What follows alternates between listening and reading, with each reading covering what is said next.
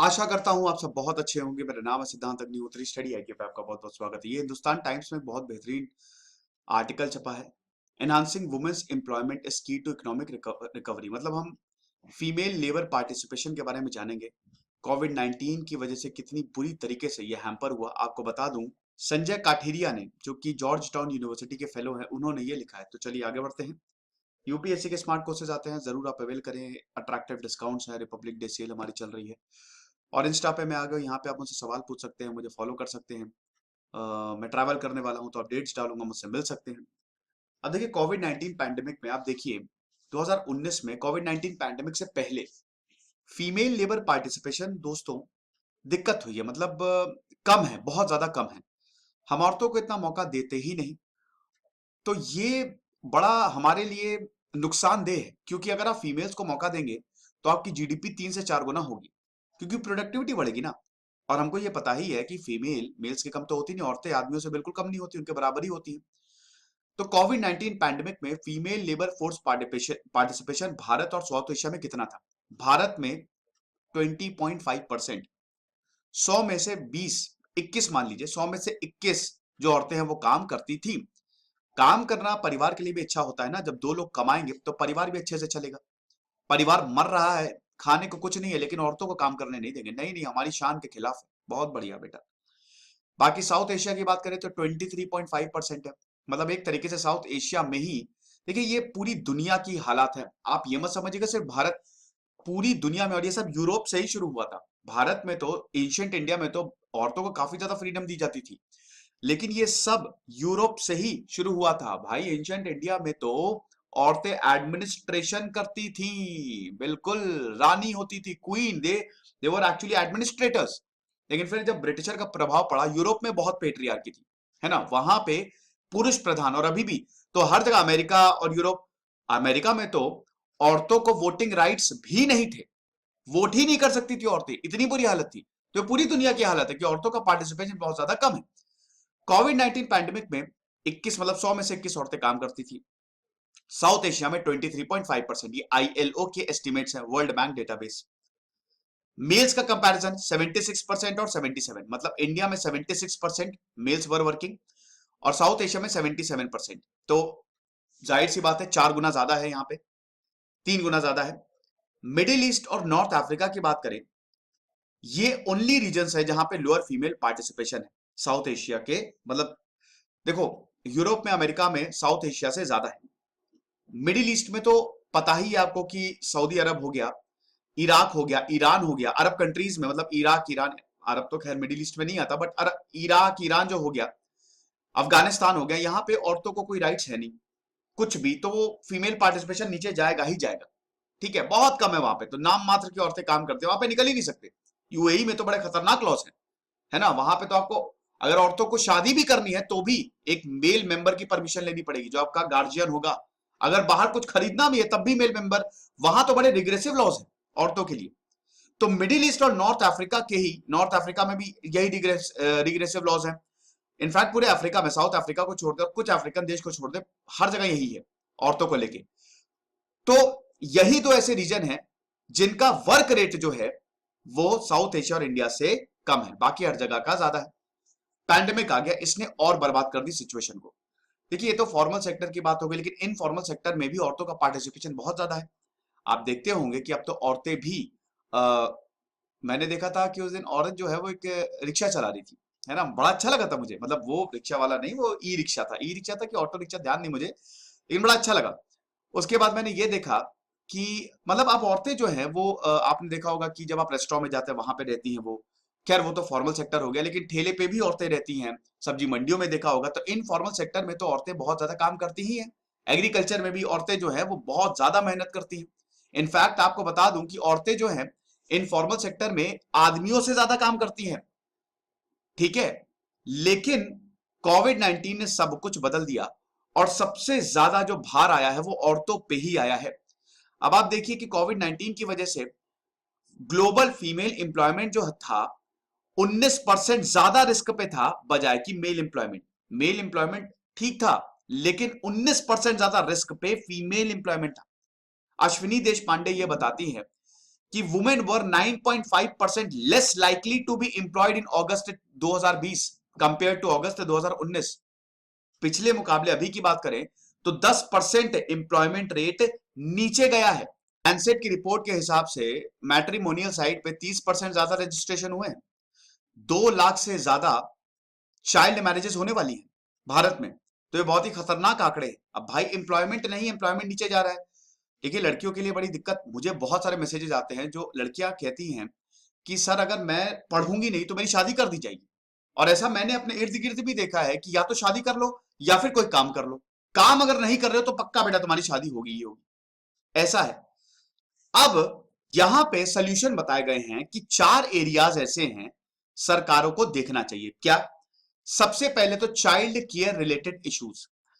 देखो एक औरत, ऐसा बहुत सारे आप टेस्टिमनी सुनिएगा, इंटरव्यू सुनिएगा, ऐसा कई बार होता है।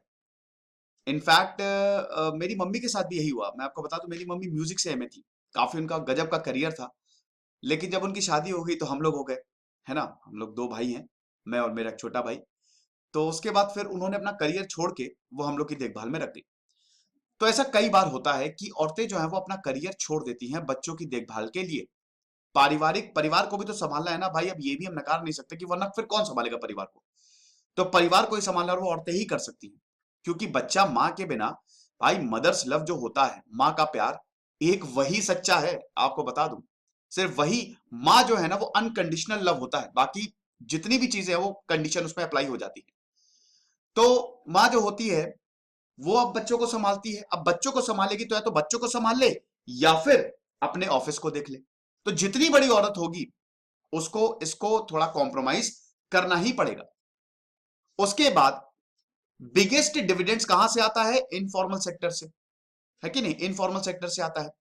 फिर इंडिया, नेपाल, बांग्लादेश, पाकिस्तान में आप देख सकते हैं 76, 89, 71, 66% जो वर्किंग वुमेन है, they are employed on own account और एज फैमिली वर्कर्स। आप समझ रहे हैं? तो basically they are in informal sector, या तो खुद से वो एम्प्लॉयड है या फिर फैमिली वर्कर्स है। ये आईएलओ के आंकड़े हैं। अब इंटीग्रेटेड चाइल्ड डेवलपमेंट स्कीम जो है वो काफी हद तक चाइल्ड केयर इशू को डेवलप मतलब एड्रेस करती है। फिर सेवा सेंटर्स है, ठीक है, संगिनी सेंटर्स, जो 0 से 5 साल के बच्चों तक की केयर करती है, न्यूट्रिशन, हेल्थ, वो सब देखती है। ऐसा बताया जाता है कि अभी 500 से 1000 सेंटर्स जो मतलब औरतें यूज करती हैं इन सेंटर्स को, उनकी मंथली इनकम जो है वो 500 से 1000 तक बढ़ जाती है। ठीक है, मैंने 500 से 1000 सेंटर्स बोल दिया, आई एम सॉरी। तो अगर बच्चों को इतना नहीं देखना पड़े तो औरतों की इनकम बढ़ेगी, लेकिन देखना भी तो बहुत ज्यादा जरूरी है। तो इसमें यह बताया गया है कि पहले तो इस तरीके के सेंटर्स को और ज्यादा एक्सपैंड करो। दूसरी चीज, मर्दों की भी जिम्मेदारी बनती है, खाली औरतों की ही नहीं भैया, उनके भी बेटे हैं। ऐसा नहीं है कि मर्द जो है वो बच्चा पैदा करके चले गए, उनकी भी, हालांकि मर्द भी बहुत ज्यादा संभालते हैं, ये कहना गलत होगा, वो भी बहुत ज्यादा संभालते हैं। लेकिन इस तरीके का कुछ बने कि मर्द और औरत दोनों की ही जिम्मेदारी जो है वो बैलेंस हो जाए। ठीक। सेकंड की बात करें तो डिजिटल डिवाइड। यस, भारत में बहुत बड़ा डिजिटल डिवाइड है। Internet is the way, internet is the future. 2019 के हिसाब से इंटरनेट यूजर्स अगर मेल और फीमेल में डिवाइड करें हम, जहां मेल 67% है, फीमेल्स 33% है। रूरल एरियाज में, गांव में, ये और ज्यादा बड़ा है ये गैप जो है। अब दोस्तों ये बहुत बड़ा बैरियर है औरतों के लिए, क्योंकि इंटरनेट ने रेवोल्यूशनराइज कर दिया है, एक तरीके से क्रांति ला दी है। सबसे ज्यादा क्रांति आई है नॉलेज में, अवेयरनेस में। अब लोग और ज्यादा अवेयर हो रहे हैं, लेकिन उसका ज्यादातर फायदा आदमियों को, या खुद ही देख लीजिए, कमेंट बॉक्स आप देखिए, उसमें कितनी कम औरतें होती है। कई बार तो फीमेल्स होती ही नहीं है ना। मुझे भी जितने सवाल पूछे जाते हैं 90% आर मेल्स। दैट मीन्स की औरतें उतना यूज कर ही नहीं रही है इंटरनेट को। अब आप ये मत बोलिएगा कि सर कहाँ आप क्या बोल रहे हैं, इतना तो सर औरतें जब देखिए सेल्फी लेती हैं, डालती हैं, अरे भाई वो एक अलग, वो बहुत ही छोटा सा पार्ट है।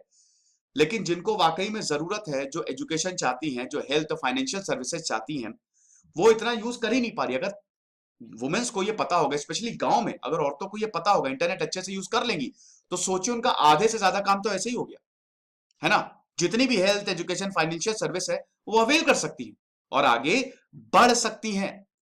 तो इसीलिए ये डिजिटल डिवाइड जो है ना, ये भी एक बहुत बड़ा बैरियर। अब इसको सॉल्व करने के लिए सरकार को गांव गांव में जाना पड़ेगा। यस, ये टफ काम है। और बहुत सारे प्रोग्राम चलाने पड़ेंगे। प्राइवेट सेक्टर्स को आगे आना पड़ेगा, मॉरल रिस्पॉन्सिबिलिटी लेनी पड़ेगी, लैपटॉप्स बांटने पड़ेंगे, मोबाइल्स बांटने पड़ेंगे। औरतों को उनके हाथ में डिजिटल जो इंस्ट्रूमेंट्स हैं, जो भी उनको एम्पावर करने के लिए हम कर सकते हैं, वो करना पड़ेगा। तभी ये गैप जो है वो कम होगा।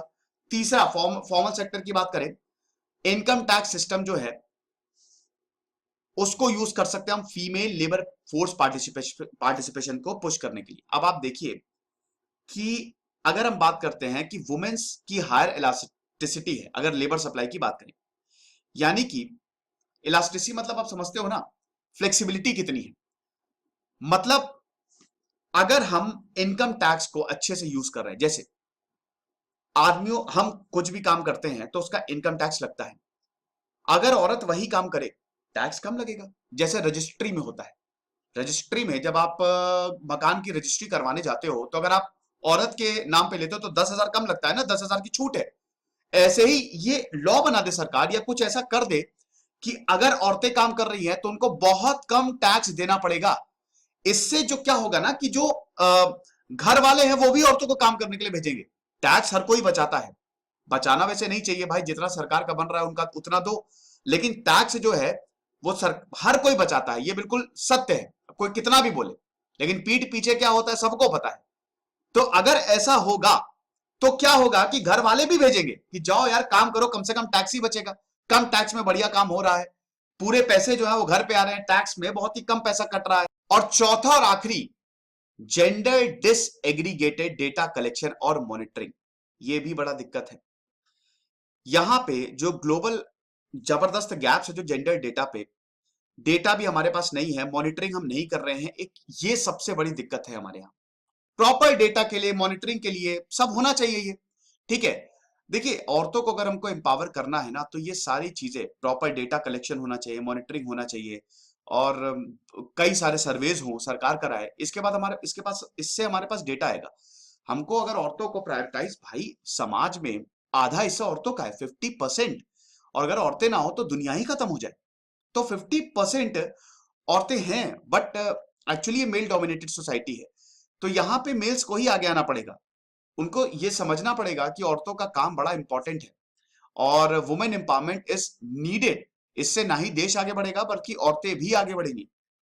तो इसमें बहुत सारी चीजें की जा सकती हैं। देखिए वुमेन एंटरप्रेन्योरशिप प्रोग्राम्स को भी बढ़ावा दिया जा सकता है। जैसे वुमेन एंटरप्रेन्योर जो हैं, जैसे अभी इस मुद्रा लोन जो है वो बेसिकली वुमेन्स के लिए ही था कि आप आइए और मुद्रा लोन, उसके बाद फिर उज्ज्वला स्कीम वो भी औरतों के लिए थी। ऐसी स्कीम बनाओ जो वुमेन एंटरप्रेन्योरशिप को बढ़ावा दे।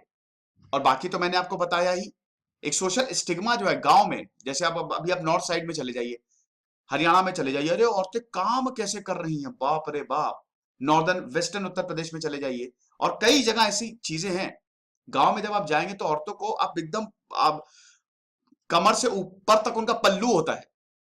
तो ये चीजों को हमको थोड़ा कंसिडरेशन में लेना पड़ेगा और औरतों को पढ़ाना पड़ेगा, उनको अवेयर करना पड़ेगा, उनको टेक्नोलॉजिकली एडवांस्ड करना पड़ेगा और उनको वक्त के साथ चलना सिखाना पड़ेगा, तभी देश आगे बढ़ेगा। जैसे मोदी जी कहते हैं ना, पढ़ेगी बेटियां तभी तो बढ़ेगा इंडिया, ठीक है। पढ़ेगी बेटियां और बढ़ेंगी बेटियां, तो इस पे हमको काम करना पड़ेगा। ये लेक्चर था दोस्तों, आई होप आप समझे होंगे। मेरा टेलीग्राम चैनल है, 13,200 सब्सक्राइबर है, आप इसी को ही ज्वाइन करिएगा। खुश रहिए, पढ़ते रहिए। जैसे सिद्धांत अग्निहोत्री, साइनिंग ऑफ।